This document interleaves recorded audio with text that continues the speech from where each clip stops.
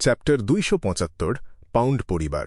প্রিয় মিস্টার ফুল, অনুগ্রহ করে মিস্টার ওয়ার্ল্ডকে বলবেন যে আমি যত তাড়াতাড়ি সম্ভব মিস ট্রিন্টের আসল শিকার এবং রস সংগ্রহ করার চেষ্টা করব। দেসানের উত্তর পাওয়ার পর ক্লাইন প্রায় অদৃশ্যভাবে মাথা নাড়ল এবং বিড়বিড় করে নিজেকে বলল, দেখে মনে হচ্ছে সে অস্ত্রটা নিয়ে বেশ সন্তুষ্ট। আশেপাশের পরিবেশের বাড়তি প্রভাব না থাকলেও অ্যাক্স অফ হারিকেন এখনও যথেষ্ট ভয়ঙ্কর একটা অস্ত্র। সে বিয়ন্ডার অস্ত্রটার বৈশিষ্ট্য এবং সীমাবদ্ধতাগুলো দ্য সানের কাছে পাঠিয়েছিল। সে সরাসরি এগুলোর বর্ণনা দেয়নি, কারণ সে চাইছিল না তাকে বেশি ঘ্যানঘ্যানে মনে হোক। তার নিজের একটা ভাবমূর্তি ধরে রাখার প্রয়োজন ছিল। এই সবকিছু করার পর ক্লাইন আর এক মুহূর্তও সেখানে থাকল না। সে সাথে সাথে বাস্তব জগতে ফিরে এল, নিজের পোশাক বদলাল এবং ব্ল্যাক পাম স্ট্রিট থেকে বেরিয়ে পড়ল। ইস্ট বোরোর ধারাবি স্ট্রিটের এক ঘিঞ্জি কিন্তু জমজমাট পানশালা। শিও দেরেচা নিজের নাক আর মুখ ঢেকে ভিড়ের ভেতর দিয়ে ভেতরে ঢোকার চেষ্টা করল। তার কাছে এই জায়গাটার সবচেয়ে খারাপ দিক শুধু অ্যালকোহল আর ঘামের গন্ধ ছিল না, বরং তার চেয়েও বড় সমস্যা ছিল যে এখানে সে সহজেই এমন সব মানুষের মুখোমুখি হতো যারা তার চেয়ে অনেক লম্বা। তাকে তাদের বগলের দিকে মুখ করে থাকতে হতো, আর সেই তীব্র গন্ধটা ছিল একেবারে বমি আসার মতো। অনেক কষ্টে, এমনকি একজন আরবিটারের ক্ষমতা ব্যবহার করে, শিও শেষ পর্যন্ত ভিড় ঠেলে বার কাউন্টার পর্যন্ত পৌঁছাল এবং সেখানে সেই লোকটিকে দেখতে পেল যাকে সে খুঁজছিল। লোকটার বয়স এই 20-এর কোঠায়। তার চেহারাটা ঘোড়ার মতো লম্বাটে আর সরু। তার ভ্রুগুলো উস্কোখুস্কো এবং হিংস্র ঘরানার, তবে তার মুখের বাকি অংশগুলো তুলনামূলকভাবে বেশ নরম। সে ঢকঢক করে অ্যালকোহল গিলছিল আর আশেপাশের খদ্দেরদের সাথে মিলে জোরে জোরে হাসছিল। উইলিয়ামস, তোমার সাথে আমার কিছু কথা আছে। শিও কাঠের কাউন্টারের ওপর জোরে একটা থাপ্পড় মারল। তার এই অমার্জিত আচরণ সাথে সাথে অনেক রাগী দৃষ্টি আকর্ষণ করল, কিন্তু একজন আরবিটারের কঠোর দৃষ্টির সামনে সেগুলো খুব দ্রুতই গুটিয়ে গেল। ওহ শিও, অনেকদিন পর তোমাকে দেখলাম। উইলিয়ামস অর্ধেক মাতাল আর অর্ধেক অবাক হয়ে বলল, দাঁড়াও, হিসেব করতে দাও। 1 সপ্তাহ হয়ে গেল না, কমপক্ষে 3 সপ্তাহ তো হবেই। একটু পান করবে নাকি? হাফ অ্যান্ড হাফ ইস্ট বোরোর অন্যতম জনপ্রিয় একটা অ্যালকোহলযুক্ত পানীয়, যেটা মল্ট বিয়ার এবং কড়া আঙুরের ওয়াইন দিয়ে তৈরি হয়। যেহেতু এটা ঠিক সমান অনুপাতে দুটো উপাদান মিশিয়ে তৈরি হয়, তাই এটাকে হাফ অ্যান্ড হাফ বলা হতো। তুমি কি সত্যিই আমাকে পান করতে দেবে? শিও তার ভ্রু কুঁচকে জিজ্ঞেস করল। না, সে দেবে না। গ্লাস মুছতে থাকা পানশালার মালিক উইলিয়ামসের হয়ে তড়িঘড়ি করে উত্তর দিল। তার খুব ভালো করেই মনে আছে যে এই মেয়েটা মাতাল হলে কতটা ভয়ঙ্কর হয়ে উঠতে পারে। সে তখন নিজের ঘুষি ব্যবহার করে অতিথিদের পান করা ছেড়ে দেওয়ার জন্য বোঝাতে শুরু করে এবং তাদের এক এক করে ছুঁড়ে বাইরে ফেলে দেয়। উইলিয়ামসের ঠোঁটের কোণ একটু কেঁপে উঠল। তারপর সে নিজের 2 হাত ছড়িয়ে দিয়ে বলল, বলো, তুমি আমাকে কেন খুঁজছ? সে ছিল ইস্ট বোরোর একজন তথ্যদাতা এবং বেশ কয়েকটা গ্যাংয়ের সাথে তার যোগাযোগ ছিল। শিও ভুরু কুঁচকে বলল, উইলিয়ামস, তুমি কি মদ্যপান ছাড়তে পারো না? টাকা জমাও, একটা ভালো মেয়েকে বিয়ে করো, আর প্রতিদিন কাজ শেষে এমন একটা ঘরে ফেরো যেখানে তোমার জন্য গরম জল, খাবার আর উষ্ণ অভ্যর্থনা অপেক্ষা করছে। সারাদিনে তুমি যা যা দেখেছ তার সব কিছু তুমি তার সাথে ভাগ করে নিতে পারবে, আর সেও তোমাকে ঘরের ছোটখাটো সব টুকিটাকি ঘটনার কথা বলতে পারবে। আর সেখানে মিষ্টি কিছু বাচ্চাকাচ্চাও থাকবে যারা তোমার গালে চুমু খাবে আর তোমার চারপাশে ঘুরে ঘুরে খেলবে। এমন একটা উষ্ণ পরিবেশ কি তোমার ভালো লাগে না? ব্যাকল্যান্ড ইস্ট বোরোতে শিও খুব দ্রুত নিজের পায়ের তলার মাটি শক্ত করতে পেরেছিল, আর এর পুরো কৃতিত্বই ছিল উইলিয়ামসের সাহায্যের। তাই সে সবসময় চাইত যেন উইলিয়ামস একটা ভালো জীবন পায়। উষ্ণ পরিবেশ? উইলিয়ামস তাচ্ছিল্য করে হাসল। এটা তো নির্ভর করে আমি কত টাকা ঘরে আনছি তার ওপর, আর এই পুরো নাটকের আসল রূপ আমি অনেক আগেই বুঝে গেছি। আমি যদি সপ্তাহে 20 সলি ঘরে আনতে পারতাম, তাহলে আমি নিশ্চিত আমার পরিবারও ঠিক তেমন উষ্ণই হতো যেমনটা তুমি বর্ণনা করলে। কিন্তু যদি তা না হয় ঈশ্বর, তাহলে সেই মহিলার চিৎকার আর অপমান আর বাচ্চাদের কান্না আর চেঁচামেচি আমাকে পাগল করে দেবে। আমার মা এর একটা খুব ভালো উদাহরণ। যতবারই আমার বুড়ো বাপ ঘরে ফেরে, সে আমাকে মারধর করে আর একটা হট্টগোল বাঁধায়। তাই যদি পরিস্থিতি এমনই হয়, তাহলে আমি বরং আমার এই সলি আর পেন্সগুলো পানীয়ের পেছনেই খরচ করব। এখানে আমি কত টাকা রোজগার করছি সেটা নিয়ে কারো কোনো মাথা ব্যথা নেই। সবাই একসাথে পান করে আর গল্পগুজব করে, আর এখানকার পরিবেশটাও বেশ ভালো থাকে। আমার যদি মেয়েদের সঙ্গ দরকার হয়, তবে বাইরে বেশ সুন্দর সুন্দর রাস্তার মেয়ে পাওয়া যায়। তারা তোমার সাথে কোনো ঝগড়া করবে না। শিও বাঁকা হেসে বলল, তুমি সত্যিই লর্ড অফ স্টর্মসের একজন চরম একগুঁয়ে অনুসারী। একদিন তুমি অতিরিক্ত মদ্যপানের কারণে অথবা কোনো অদ্ভুত রোগে ভুগে মারা যাবে। অন্তত আমি তো জীবনটা উপভোগ করেছি। উইলিয়ামস তার কথায় কান না দিয়ে জবাব দিল, আমি প্রায় 3 দিন ধরে কোনো কাজ করিনি, তাই আমি তোমাকে কোনো ছাড় দিতে পারব না।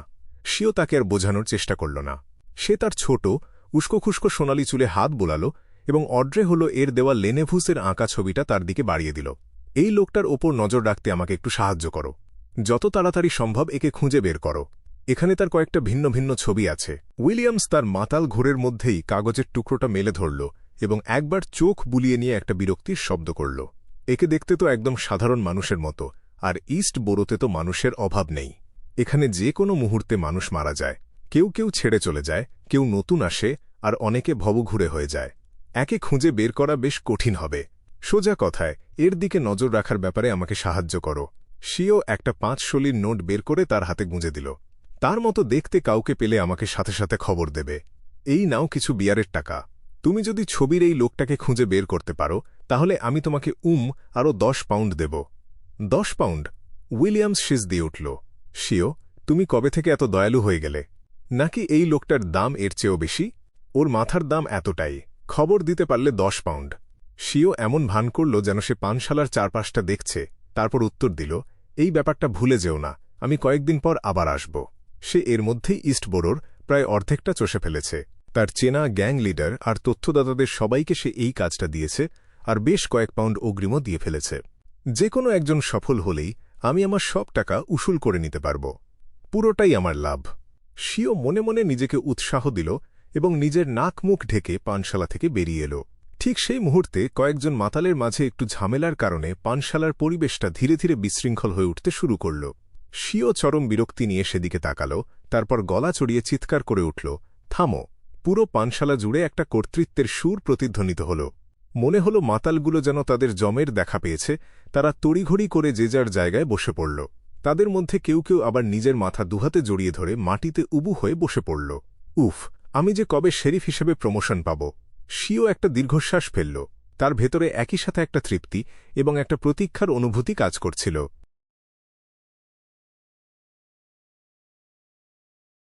বৃহস্পতিবার সকালে ক্লায়েন্ট তার প্রথম বিনিয়োগের খোঁজখবর নেওয়ার জন্য সেন্ট জর্জ বোরোতে যাওয়ার লম্বা পথ পাড়ি দিল। জায়গাটা একেবারে অন্য একটা শহরের মতোই মনে হচ্ছিল তার কাছে।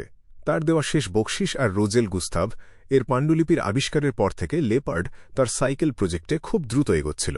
সে এর মধ্যেই একটা মোটামুটি ব্যবহারযোগ্য প্রোটোটাইপ তৈরি করে ফেলেছিল। এটা ক্লাইনের মনে থাকা সাইকেলের চেহারার সাথে বেশ ভালোভাবে মিলে যাচ্ছিল। একবার পরীক্ষামূলকভাবে চালিয়ে দেখার পর ক্লাইন এটাকে আরও উন্নত করার জন্য কয়েকটা পরামর্শ দিল। সে বলল যে আগামী সপ্তাহে সে তার বিনিয়োগের দ্বিতীয় কিস্তির টাকাটা দিয়ে দেবে।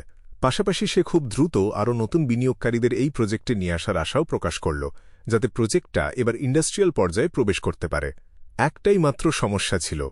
লেপার্ড বিশ্বাস করত যে সে হল এই সাইকেলের আবিষ্কারক, তাই এর নাম রাখার অধিকার কেবল তারই আছে। সে বাইসাইকেল নামটা নিয়ে খুব একটা সন্তুষ্ট ছিল না। তার বদলে সে আরও জনপ্রিয় শব্দ বাইক ব্যবহার করার কথা ভাবছিল। ক্লাইনের অবশ্য এসব নিয়ে কোনো মাথা ব্যথা ছিল না।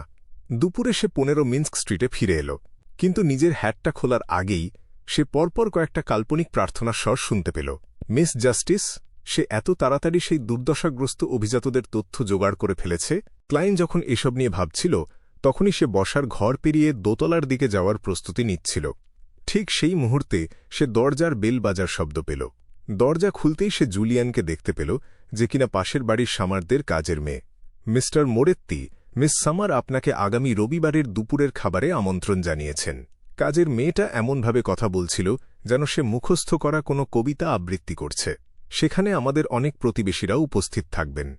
গতরাতে ফিরে আসার পর ক্লাইন সেই পোর্টেবল ক্যামেরাটা মিস সামারের হাতে তুলে দিয়েছিল আর তার সাথে 2-4টে কথাও বলেছিল, কিন্তু তখন দুপুরের খাবারের এমন কোনো আয়োজনের কথা তার জানা ছিল না। হ্যাঁ, ব্যাপারটা ঠিকই আছে।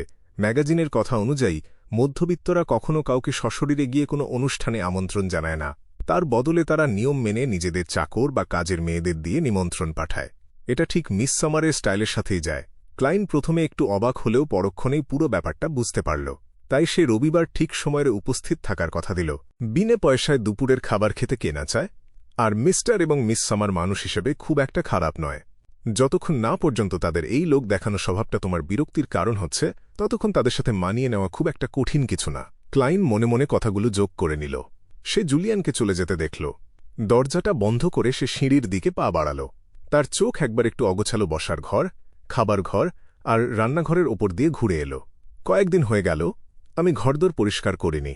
আমি একজন ব্যাচেলর মানুষ, তাই যে আমি ঘরটাকে অন্তত এইটুকু গুছিয়ে রাখতে পেরেছি সেটাই বা কম কি। আমার কাছে অনেক গোপন জিনিস আছে, আর আমার ওপর যে কোনো সময় হামলাও হতে পারে। তাই টুকিটাকি কাজের জন্য সবসময়ের জন্য ঘরে কোনো কাজের লোক রাখাটা খুব একটা বুদ্ধিমানের কাজ হবে বিধা হবে না। হ্যাঁ, রবিবার আমাকে এ ব্যাপারে মিস সামারের সাথে কথা বলতে হবে। আমি তাকে অনুরোধ করব যেন সে সপ্তাহে 2 দিন তার কাজের মেয়েকে আমার ঘর পরিষ্কার করার জন্য পাঠিয়ে দেয়, আর আমি এর জন্য টাকাও দেব। অনেক ভাড়াটিয়া আর বাড়িওয়ালাদের মধ্যেই এমন চুক্তি থাকে। ক্লাইন শান্তভাবে দোতলার শোবার ঘরে ঢুকল আর জানালার পর্দাগুলো টেনে দিল।